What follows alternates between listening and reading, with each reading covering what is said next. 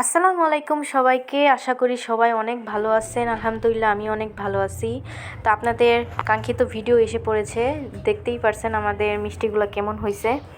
আজকে দেখেন আমি কীভাবে মিষ্টিগুলো তৈরি করলাম। আমি আর আপনার ভাইয়া, আসলে আপনাদের ভাইয়া অনেক বড় মিষ্টির ফ্যান, বা সে অনেক মিষ্টি পছন্দ করে, তার জন্যই আসলে তার মিষ্টিগুলো তৈরি করা।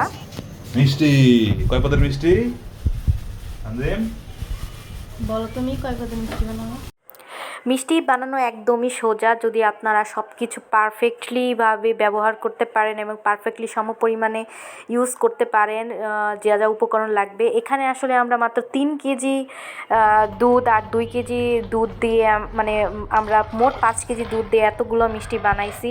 আসলে এখানে আমরা ইউজ করছি ভিনেগারটা, যেটা আপনাদেরকে দেখালাম, এবং আস্তে আস্তে করে দুধটাকে এক বলক জাল দিয়ে এটাকে আমরা ভালো মতো করে গরম করে নিয়েছি। গরম করে আসলে আমাদের ছানাটা কাটতে হবে, কারণ ছানা যদি পারফেক্টলি আমরা কাটতে না পারি, মিষ্টি কিন্তু কখনোই পারফেক্টলি হবে না।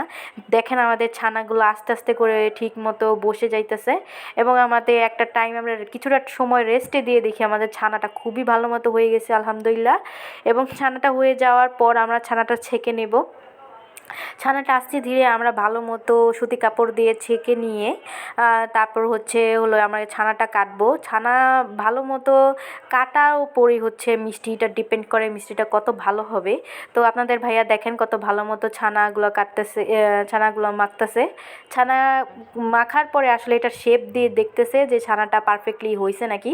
তো একদমই দেখেন পারফেক্টলি আমাদের ছানা হয়েছে। আসলে এখন আমরা তৈরি করব হলো রসমালাইয়ের যে মিষ্টিগুলো থাকে, সেই ছোট ছোট রসমালাই। আর আপনাদের ভাই দেখেন এখানে ছানাগুলোকে ভাগ করতেছে, যেহেতু আমরা কয়েক পদের মিষ্টি বানাবো, তার জন্য ছানাগুলো ভাগ করতেছে। আর এখানে আমাদের 3 কেজি দুধ থেকে ছানা হয়েছে প্রায় 250 গ্রাম বা 300 গ্রামের মতো ছানা হয়েছে।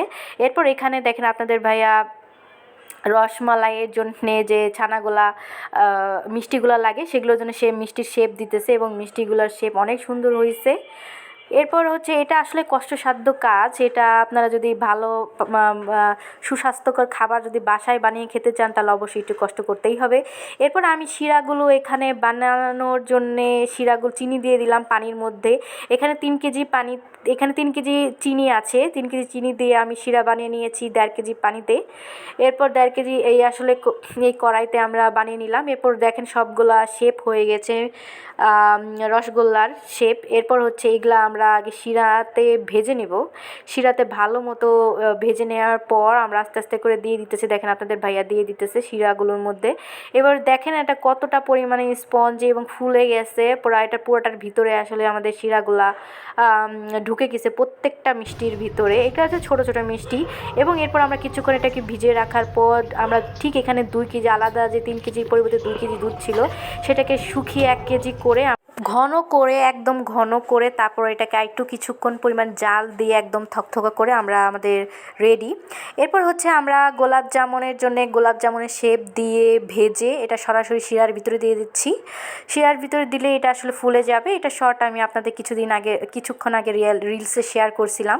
তো এটা ভেজে ভেজে সরাসরি আমরা শিরার ভিতরে দিয়ে এটাকে আধা ঘন্টার মধ্যে চুবিয়ে রাখলেই হবে। এরপর ল্যাংচা বা আর কালো জাম, দুটো আমরা একবারেই ভাজবো আস্তে আস্তে করে। ভাজার পরে এটা সেমভাবে আমরা শিরার মধ্যে দিয়ে দিব।